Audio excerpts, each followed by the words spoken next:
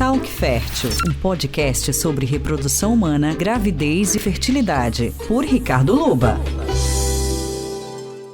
As mulheres, pela Organização Mundial de Saúde, sim, a gente tem uma taxa de 40% das mulheres que vão conseguir engravidar depois dos 40 anos. O problema principal, na verdade, é que a maior parte das mulheres não vai querer engravidar depois dos 40 anos. E aí a gente vê o paciente que chega para mim, é aquela paciente que já tem mais de 40 anos e que está com dificuldade em engravidar. Teve um tempo aqui que eu postei a respeito de ovo-doação, e a ovo-doação é indicada para pacientes que têm mais de 43 anos, e teve assim uma seguidora, para não dizer uma hater, né? Que, nossa, ela me detonou no post que eu fiz. Ela achava um absurdo indicar a ovo-doação, que ela mesma tinha conseguido engravidar com 44 anos, e que como que eu tinha coragem de fazer isso com as outras pessoas. E eu respondi para ela assim, primeiro, né? Que o público que eu atendo é o público que tem realmente dificuldade de engravidar.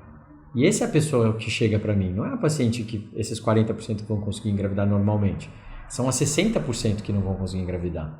Então, o público com quem eu converso é exatamente esse.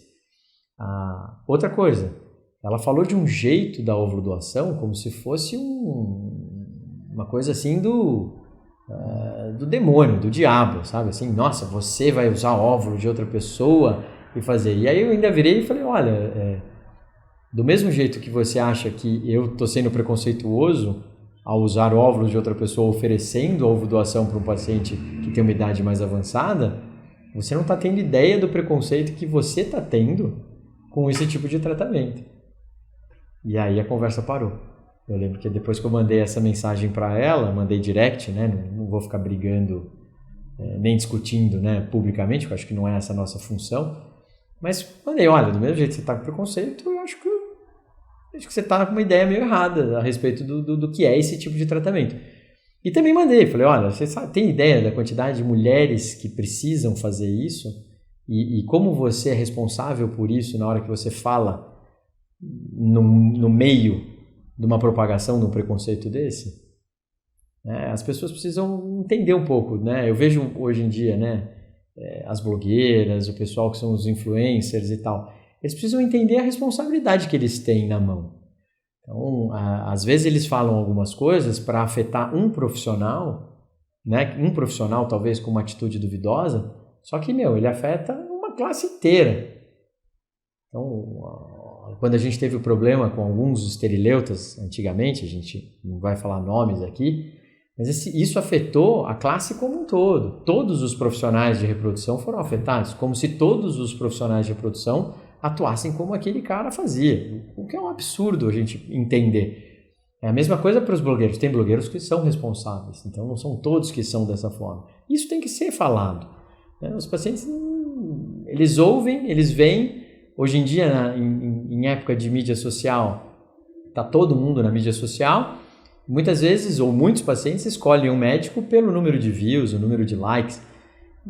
Isso não significa que aquela pessoa é sensata, que ela trabalha direito ou não. Mas ok, se ela se identifica, ela vai lá, faz uma consulta e seja avaliada. Então, para o paciente com mais de 40 anos, né, que foi a sua pergunta, quais que vão conseguir engravidar? 40%. Só que não são 100% das mulheres com mais de 40 anos que vão engravidar. Então, quem vai chegar para mim?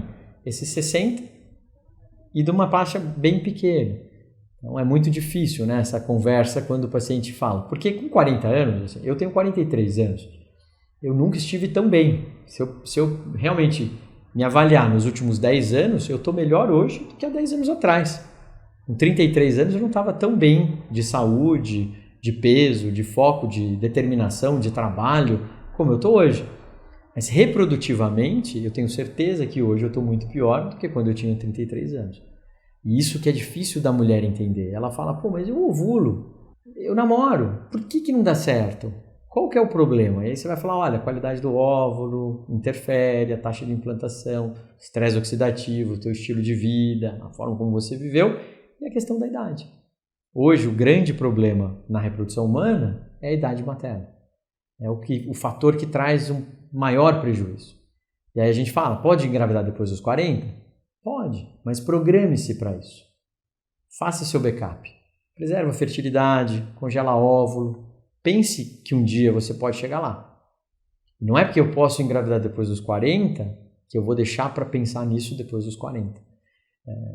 Eu sou de uma geração, né, de médicos que saiu agora, recente na Veja, né, teve lá uma matéria de 1999, mulheres que engravidaram depois dos 40 anos. E aí você fala, de 99, 2000, eu estava no terceiro ano da faculdade, no ano 2000. Para hoje, a gente vê a diferença dos médicos que estão falando, olha, tudo bem, você quer engravidar depois dos 40? Dá, mas vamos nos preparar para isso, vamos congelar óvulos, vamos pensar nesse futuro. Congelar óvulo não é para fazer o tratamento depois dos 40 com seus óvulos congelados. Congelar é se você tiver nesse 60%, você vai ter uma chance mais bacana, você vai ter uma chance melhor. Está com medo de ter um bebê com doenças cromossômicas, genéticas? Você pode usar esse artefato, os óvulos, para que você tenha uma tentativa melhor. Não quer dizer que não vai conseguir engravidar ou que não vai ter um filho saudável. Mas depois dos 40, as chances que a gente vai tendo vai diminuindo, a quantidade de óvulos diminui, e isso interfere diretamente na nossa forma de engravidar. E isso vai trazer prejuízo. Esse é o ponto.